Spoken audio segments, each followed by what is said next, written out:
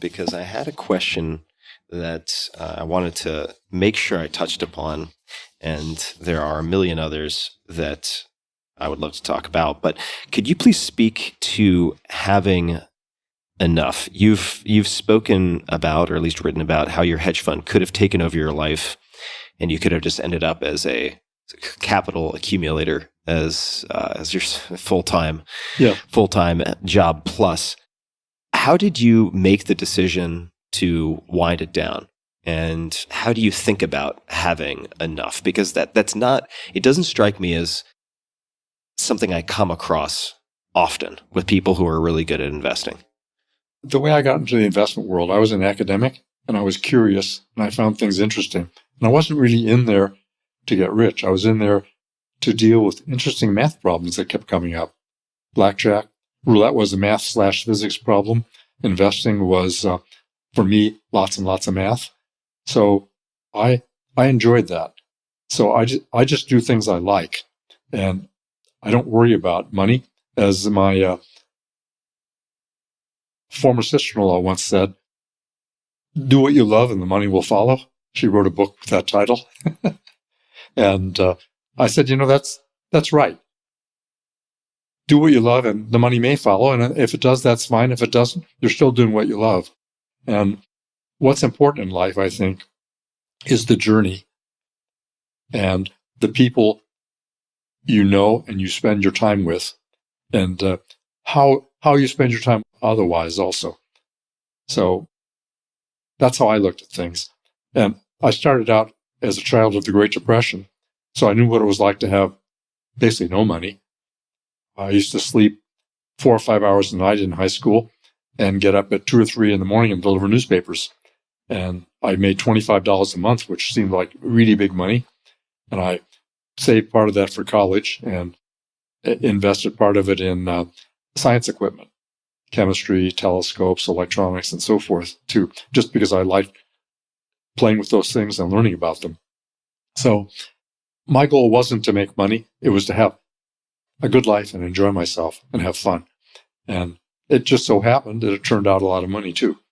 So what I found, though, in the investment world is lots of people go in it for the money. And when they do, they keep going and going and going. And it's a validation of them. And they can't stop. They end up with, 5 or 10 villas, a yacht, a jet. And even if let's imagine you have 5 houses, just to take an example. How much of your time are you going to spend on each house? It can't be, on average, more than a fifth, just by math. And you're not going to be in your house all the time anyhow. You can be vacationing, traveling, meeting, and so on. So maybe it's a 6th or 7th of the time on average.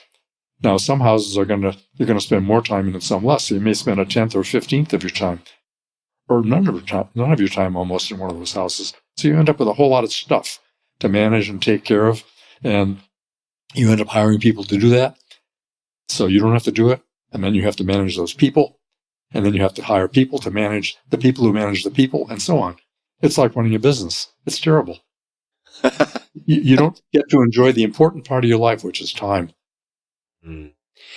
Did you have a set point at which point you knew you were going to exit the business, so to speak, or was there a particular day that prompted, a particular experience that prompted you to say, enough is enough, I want out?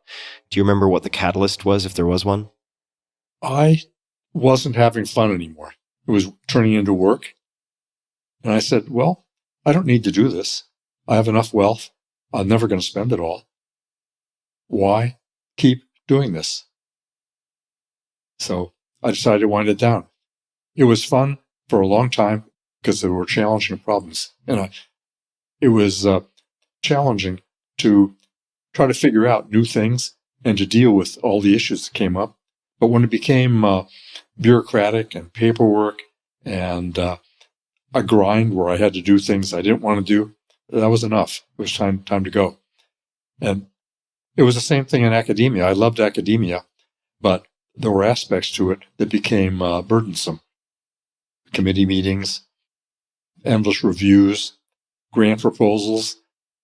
what I liked was research and teaching, and the people that I met there, the students and the faculty that were smart and challenging. Mm. And if it was only that, I'd still be there. But it wasn't only that. And I found other things that were equally or more fulfilling. So anyhow, I just migrate to where I want to be. I don't have a set thing that I have to keep doing. Let's explore that a little bit further.